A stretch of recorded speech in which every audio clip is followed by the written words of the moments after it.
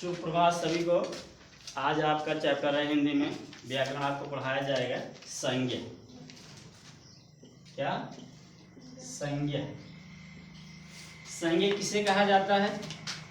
तो आप बताएंगे संज्ञा संस्कृत भाषा का एक शब्द है। संज्ञा संस्कृत भाषा का एक शब्द है जिसका शाब्दिक अर्थ होता है क्या? नाम। संज्ञा का शाब्दिक अर्थ होता है नाम। और संज्ञा किसे कहा जाता है? जहां पर किसी व्यक्ति, वस्तु, स्थान एवं जीव के नाम का बोध होता है उसे क्या कहा जाता है? संज्ञा कहा जाता है। ठीक ना? संज्ञा के कितने भेद आप बताएंगे? संज्ञा के मुख्य रूप से 5 भेद होते हैं। संज्ञा के भेद, संज्ञा के मुख्य रूप से 5 भेद होते हैं। सबसे पहला आपका होता है क्या? व्यक्तिवाचक संज्ञा।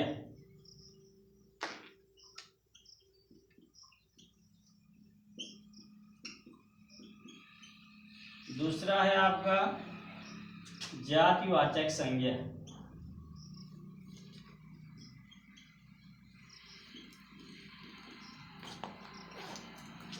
तीसरा है आपका भाववाचक संज्ञा।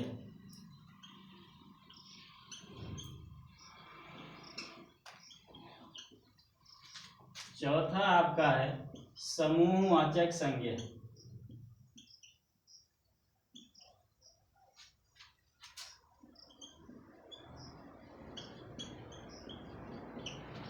पांचवा है आपका द्रव्यवाचक संज्ञा।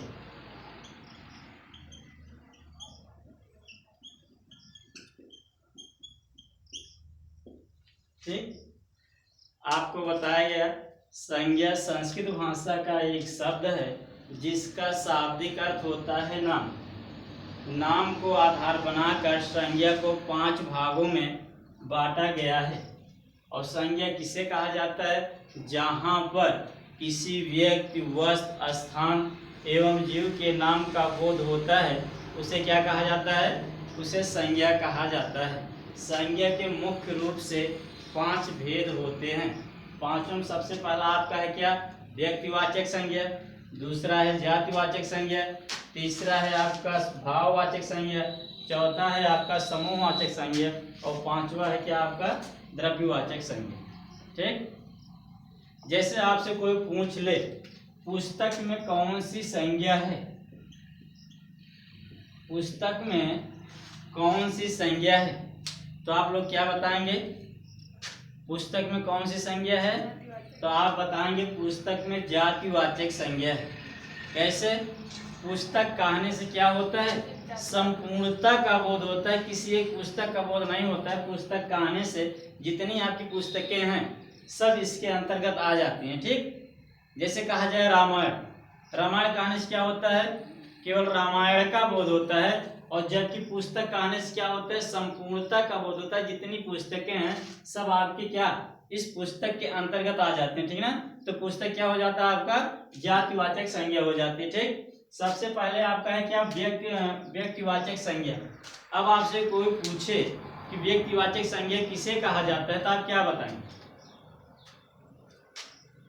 व्यक्तिवाचक संज्ञा किसे कहा जाता है तो आप बताएंगे व्यक्तिवाचक संज्ञा वह संज्ञा होती है जिसमें किसी व्यक्ति, वस्तु, स्थान एवं जीव के नाम का बोध होता है उसे क्या कहा जाता है? व्यक्तिवाचक संज्ञा कहा जाता है। ठीक, संज्ञा और व्यक्तिवाचक संज्ञा में अंतर इतना है कि व्यक्तिवाचक संज्ञा में केवल एक व्यक्तियों का बोध होता है, जबकि संज्ञा कहने से क्या होता है? सब आपके उसमें आ जाते हैं। ठीक ना? अब जैसे आपसे पूछा जाए व्यक्तिवाचक संज्ञा की उदाहरण क्या है तो आप लोग क्या बताएं? व्यक्तिवाचक संज्ञा का उदाहरण क्या है? तो आप लोग बताएंगे व्यक्तिवाचक संज्ञा में आपके आ जाता है जैसे राम, श्याम, राम,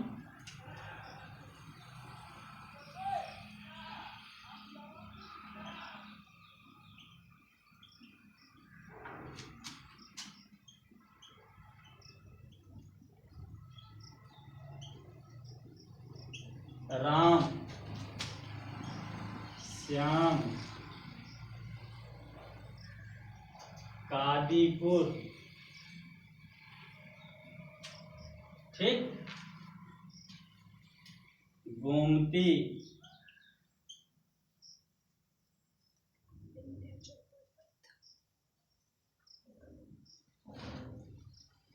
अरावली पर्वत, ठीक ना। जैसे आपसे पूछा जाए पर्वत में कौन सी संज्ञा है, जैसे कहा जाए पर्वत में कौन सी संज्ञा है, तो आप बताएंगे पर्वत में कौन सी संज्ञा। सबसे पहले आपका क्या है, पर्वत जातिवाचक संज्ञा, ठीक। पर्वत कहने से क्या होता है, संपूर्णता का बोध होता है, इसके अंतर्गत जितने पर्वत हैं सब आ जाते हैं, ठीक ना। लेकिन जब इन्हीं पर्वतों के अलग अलग नाम लिया जाता है, जैसे कहा गया अरावली पर्वत, क्या, अरावली पर्वत, अरावली पर्वत कहने से क्या होता है, केवल अरावली पर्वत का बोध होता है, लेकिन पर्वत कहने से क्या होता है, संपूर्णता का बोध होता है, जितने पर्वत हैं सब आपके पर्वत के अंतर्गत आ जाते हैं, ठीक। जैसे नदी कहा जाए, जैसे आपसे कोई पूछे नदी, नदी में कौन सी संज्ञा है, तो आप क्या बताएंगे, तो आप बताएंगे नदी में जातिवाचक संज्ञा, ठीक ना। नदी कहने से क्या होता है, संपूर्णता का बोध होता है, जब इन्हीं नदियों का अलग अलग नाम दिया जाता है। जैसे आपसे कहा गया गंगा नदी, गंगा नदी, यमुना नदी, तो गंगा यमुना कहने से क्या होता है, केवल गंगा का बोध होता है, संपूर्णता का बोध नहीं होता है। लेकिन जब नदी कहा जाता है, नदी कहने से क्या होता है, संपूर्णता का बोध होता है, इसके अंतर्गत सभी नदियां आ जाती हैं, ठीक ना। अगला है आपका क्या, इसके पहले हम आपको बताए थे पुस्तक। जैसे कहा जाए पुस्तक, पुस्तक में कौन सी संज्ञा है, तो सबसे पहले पुस्तक में आपका आ जाता है, पुस्तक आपकी क्या है, जातिवाचक संज्ञा है। पुस्तक क्या है, जातिवाचक संज्ञा है, पुस्तक आपकी जातिवाचक संज्ञा है। लेकिन जब पुस्तक में या पुस्तक से अलग अलग पुस्तक, जैसे रामायण का नाम लिया जाता है, रामायण, गीता, इन सब के कहने से क्या होता है, रामायण कहने से केवल रामायण का बोध होता है, संपूर्णता का बोध नहीं होता है। लेकिन जब पुस्तक कहा जाता है, पुस्तक कहने से क्या होता है, संपूर्णता का बोध होता है, सभी पुस्तकें आपकी आ जाती हैं। पुस्तक क्या होता है आपका, जातिवाचक संज्ञा होती है। जब पुस्तक के अलग अलग नाम दिए जाते हैं, जैसे आपको बताया गया रामायण, गीता, ये सब क्या हो जाते हैं, आपके व्यक्तिवाचक संज्ञा हो जाते हैं, ठीक ना। तो अब आपको पता हो गया ना कि व्यक्तिवाचक संज्ञा किसे कहा जाता है। तो आप बताएं कि व्यक्तिवाचक संज्ञा वह संज्ञा होती है जिसमें किसी एक व्यक्ति, वस्तु, स्थान एवं जीव के नाम का बोध होता है, उसे क्या कहा जाता है, व्यक्तिवाचक संज्ञा कहा जाता है, ठीक ना। जैसे आपको बताया गया गोमती नदी, गंगा नदी, फिर राम श्याम आपको बताया गया, ठीक। पर्वत के नाम बताए गए, जैसे अरावली पर्वत, विंध्याचल पर्वत, ये सब क्या होते हैं, आपके व्यक्तिवाचक संज्ञा होती है, ठीक ना। जैसे आपको बताया, जैसे कोई पूछ ले गाय में कौन सी संज्ञा है, तो आप बताएंगे क्या, गाय कहने से क्या होता है, संपूर्णता का बोध होता है। जब गाय के नस्लों को अलग अलग कहा जाए, जैसे साहिवाल कहा जाए, साहिवाल कहने से क्या होता है, केवल साहिवाल गाय का बोध होता है, ठीक ना। तो गाय, पर्वत, नदी, इन सब से इनको कहने से क्या होता है, संपूर्णता का बोध होता है, या फिर क्या होते हैं, जातिवाचक संज्ञा होती है, ठीक ना। दूसरा है आपका क्या, जातिवाचक संज्ञा।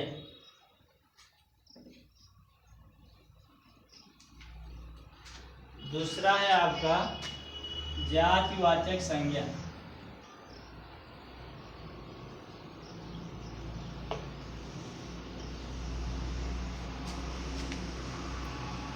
जातिवाचक संज्ञा किसे कहा जाता है, तो आप बताएंगे जातिवाचक संज्ञा यह वह संज्ञा होती है, यह वह संज्ञा होती है जिसमें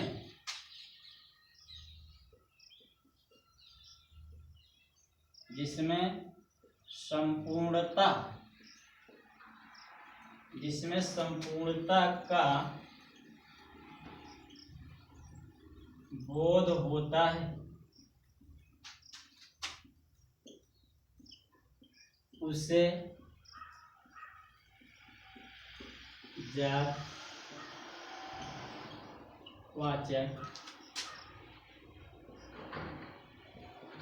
संज्ञा कहा जाता है। ठीक, आपको बताया गया जातिवाचक संज्ञा यह वह संज्ञा होती है जिसमें संपूर्णता का बोध होता है, उसे क्या कहा जाता है? जातिवाचक संज्ञा कहा जाता है। ठीक, जैसे में आप लिखेंगे, जैसे में पर्वत क्या है? पर्वत है, नदी है, पुस्तक है,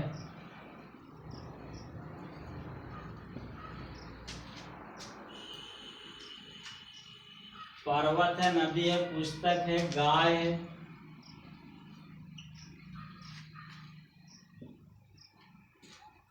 इत्यादि। ठीक, अब ये हो गया आपका क्या? जातिवाचक संज्ञा। ठीक, जातिवाचक संज्ञा किसे कहते हैं? जातिवाचक संज्ञा वह संज्ञा होती है जिसमें संपूर्णता का बोध होता है, उसे क्या कहा जाता है? जातिवाचक संज्ञा कहा जाता है। जैसे आपको बताया गया पर्वत, पर्वत का अंश क्या होता है? संपूर्णता का बोध होता है, जितने पर्वत हैं इसके अंतर्गत आ जाते हैं। ठीक, नदी का अंश क्या होता है? संपूर्णता का बोध होता है, जितनी नदियां हैं नदी के अंतर्गत आ जाती हैं। ठीक ना। पर पुस्तक का अंश क्या होता है? पुस्तक का अंश से भी क्या होता है? संपूर्णता का बोध होता है, जितनी पुस्तकें हैं इसके अंतर्गत आ जाते हैं। ठीक, जैसे आपको गाय कहा गया। ठीक, गाय का अंश क्या होता है? संपूर्णता का बोध होता है, गाय का अंश है, गाय की जितनी नस्लें हैं सब उसके अंतर्गत आ जाती हैं। ठीक ना, ये क्या होता है? आपका जातिवाचक संज्ञा होती है। ठीक, आगे आपका क्या है? तीसरा आपका है भाववाचक संज्ञा।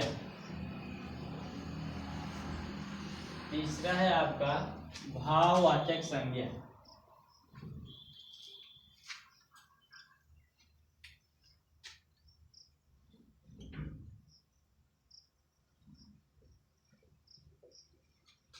भाववाचक संज्ञा किसे कहा जाता है?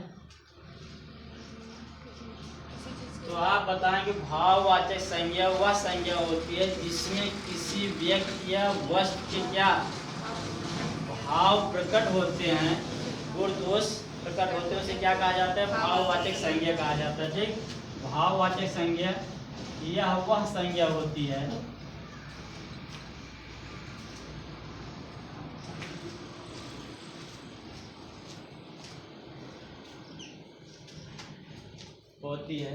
जिसमें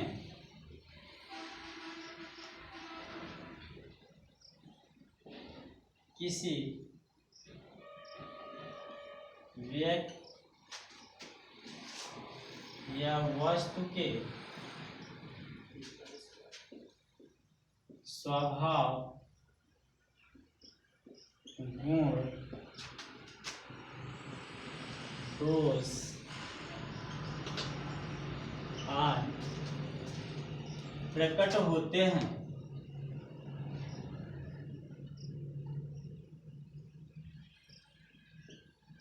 आज प्रकट होते हैं, उन्हें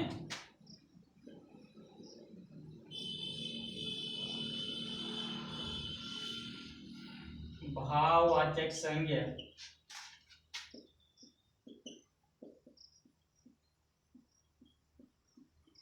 कहा जाता है।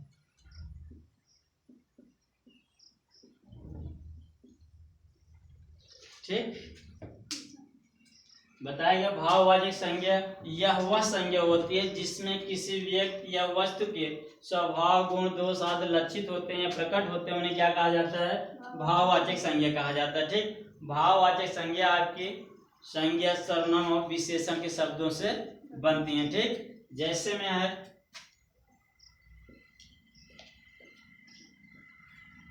जैसे बूढ़ा से बुढ़ापा,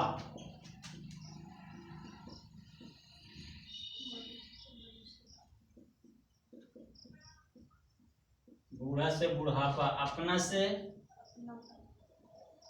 से होता है क्या? अपनापन, मित्र से मित्रता, दानव से दानवता,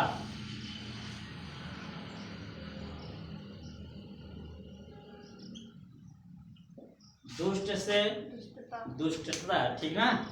यही है क्या आपका भाववाचक संज्ञा। ठीक, भाववाचक संज्ञा किसे कहा जाता है? यह वह संज्ञा होती है जिसमें किसी व्यक्ति वस्तु के दोष गुण भाव आदि लक्षित होते हैं, उन्हें क्या कहा जाता है? भाववाचक संज्ञा कहा जाता है। ठीक, भाववाचक संज्ञा किससे? संज्ञा सर्वनाम और विशेषण के शब्दों से बनती हैं। ठीक, जैसे पूछेगा बूढ़ा, बूढ़ा से क्या होता है भाववाचक संज्ञा? बुढ़ापा। अपना से अपनापन, मित्र से मित्रता, दानव से दानवता। ठीक, दुष्ट से दुष्टता, ये सब क्या होते हैं? आपके भाववाचक संज्ञा होती है। ठीक ना। अगला आपका क्या है? समूहवाचक संज्ञा।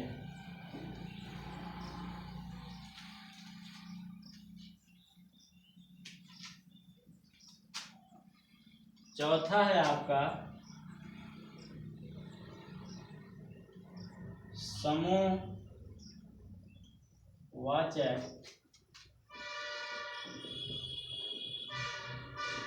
संज्ञा। अब आपसे कोई पूछे मेला में कौन सी संज्ञा, तो आप क्या बताएंगे?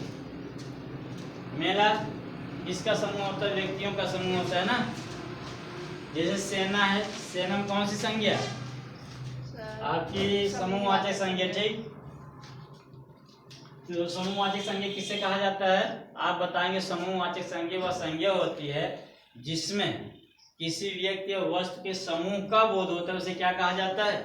समूहवाचक संज्ञा कहा जाता है। ठीक, जैसे अंगूर है, अंगूर जब तक गुच्छे में रहता है क्या होता है? समूह में होता है। जब वो अलग हो जाता है क्या हो जाता है?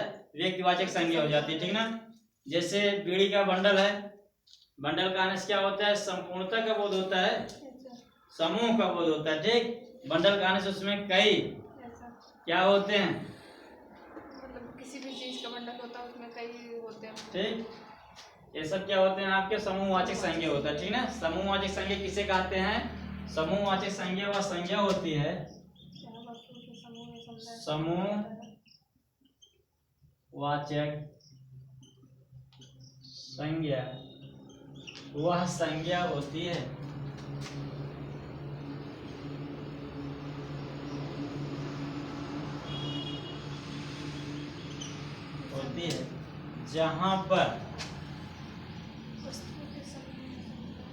जहां पर किसी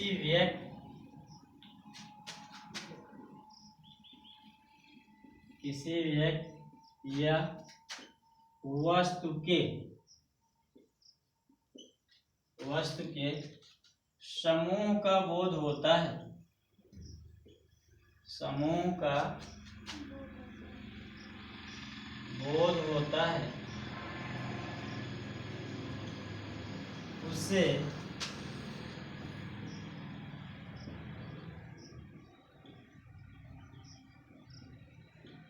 समूहवाचक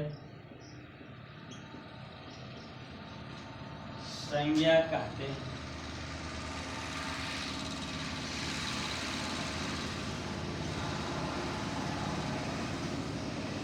जैसे में आपका है बंडल, ठीक, गुच्छा, सभा, सेना, टोली, पुंज, ठीक ना। आप बताएंगे समूहवाचक संज्ञा वह संज्ञा होती है जिसमें किसी व्यक्ति या वस्तु के समूह का बोध होता है, उसे क्या कहा जाता है? समूहवाचक संज्ञा कहा जाता है। ठीक ना। जैसे आपको बताएगा मेला, मेला कहने से क्या होता है? मेला कैसे लगता है? आप लोग बताइए, मेला कैसे लगता है? व्यक्तियों के समूह होता है ना मेले में, जब व्यक्ति इकट्ठा होते हैं तब क्या होता है? मेला लगता है। ठीक ना। फिर आपको बताएगा सेना, सेना में क्या होते हैं? कई सैनिक मिलकर एक क्या करते हैं? गुट बनाते हैं। ठीक ना। टोली वही है। ठीक, गुच्छा क्या है? अंगूर का गुच्छा, जैसे आपको बताया गया ना, अंगूर जब तक गुच्छे में रहता है तो क्या होता है? समूहवाचक संज्ञा होती है। लेकिन जब गुच्छे को अलग कर लिया जाता है तो क्या हो जाता है? आपका व्यक्तिवाचक संज्ञा हो जाती है। ठीक ना। जैसे आपको बताया कुंज, कुंज क्या है? झाड़ियों का समूह। ठीक, कुंज क्या है आपका? झाड़ियों का समूह। ठीक, कुंज का अंश क्या होता है? झाड़ियों का समूह होता है। तो कुंज में कौन सी संज्ञा? तो आप बताएंगे समूहवाचक संज्ञा। ठीक, और समूहवाचक संज्ञा किसे कहा जाता है? जहां पर किसी व्यक्ति किस समूह का बोध होता है उसे क्या कहा जाता है? समूहवाचक। समूहवाचक संज्ञा कहा जाता है, ठीक ना। ये हो गया ना सबका। चलिए आगे आपका अंतिम और लास्ट है। अंतिम लास्ट क्या है? प्रश्नवाचक संज्ञा। अच्छा, अंतिम और लास्ट आपका है द्रव्यवाचक संज्ञा, ठीक। पांचवा है आपका द्रव्यवाचक संज्ञा।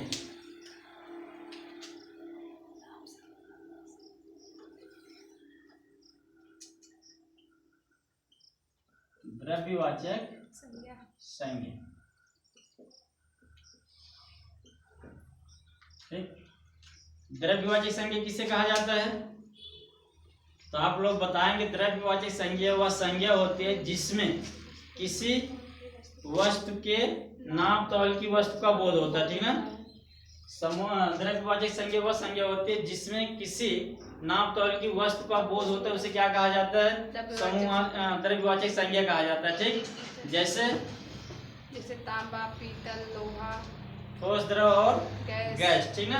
उसी में आपके सब आ जाएंगे, ठीक। लोहा आ जाएगा, तेल आ जाएगा, फिर सोना चांदी सब उसी में आ जाएंगे, ठीक ना। द्रव्यवाचक संज्ञा किसे कहा जाता है? तो आप बताएंगे द्रव्यवाचक संज्ञा यह वह संज्ञा होती है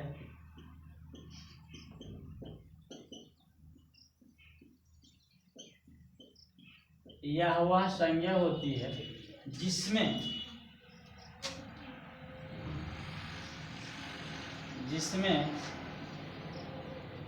नाप तौल की वस्तु का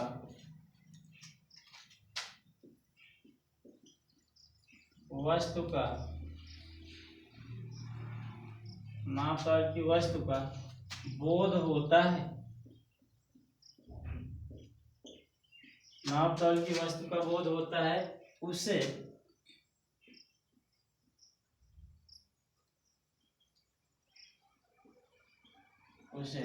द्रव्यवाचक संज्ञा कहते हैं, ठीक। जैसे में आपका इसमें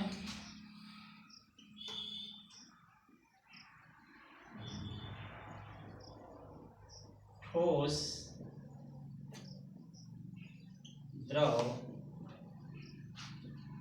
गैस, ठीक। ठोस, द्रव और गैस, ये क्या है आपका? द्रव्यवाचक संज्ञा, ठीक। द्रव्यवाचक संज्ञा वह संज्ञा होती है जिसमें नाप तौल की वस्तु का बोध होता है, उसे क्या कहा जाता है? द्रव्यवाचक संज्ञा कहा जाता है। जैसे में है ठोस, द्रव, गैस। ठोस में आपके आ जाएंगे सोना, चांदी, लोहा, तांबा, ये सब आ जाएगा, ठीक। द्रव आपका क्या है? द्रव क्या है? पानी है, दूध है, तेल है, सब ना द्रव। गैस क्या है आपका? ऑक्सीजन है, नाइट्रोजन है, ये सब क्या होते हैं? गैस होते हैं, ठीक ना। तो आपका ये चैप्टर संज्ञा आपकी समाप्त होती है। और संज्ञा में आपको बताया गया संज्ञा किसे कहते हैं?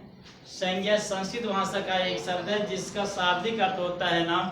नाम को आधार बनाकर संज्ञा को 5 भागों में बांटा गया। जैसे आपको याद करने के लिए एक ट्रिक है, क्या? कोई व्यक्ति होता है, उसकी क्या होती है? जाति होती है। जब जाति बनती है क्या होता है? समूह बनाते हैं, ठीक। समूह बनाते हैं। कोई व्यक्ति होता है, उसकी जाति होती है, जाति से भाव बनता है, भाव से क्या होता है? समूह बनता है। समूह शब्द किसका होता है? द्रव्यों का होता है, ठीक। किसका होता है? द्रव्यों का। चाहे पानी एक बूंद हो या बोतल भरा हो आपका, ठीक, वो क्या होता है? हमेशा समूह में होता है। कौन? पानी। ये लकड़ी इतनी बड़ी बेंच है, बेंच की चाहे पूरा टुकड़ा हो या इसको काट दिया जाए, ठीक, वो क्या होता है? आपका समूह में होता है, ठीक ना। चलिए आज की क्लास आपकी समाप्त होती है, आगे आपको कल बताया जाएगा, ठीक।